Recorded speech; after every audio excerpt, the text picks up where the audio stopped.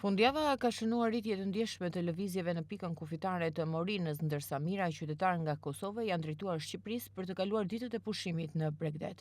Sipas të dhënave të autoriteteve, gjatë 24 orëve të fundit në kufirin Shqipëri-Kosovë janë regjistruar 32.453 hyrje-dalje shtetasish dhe 11.198 automjete.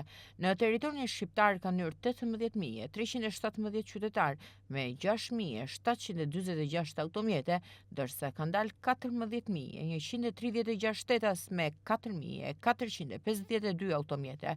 Shumica e udhëtarëve kanë zgjedhur si destinacion Bregdetin shqiptar, duke shfrytzuar fundjavën dhe nisjen e sezonit veror për pushime pranë detit. Për të përballuar fluksin e lartë në pikën kufitare të Morinës janë në funksion 12 sportele në hyrje dhe dalje.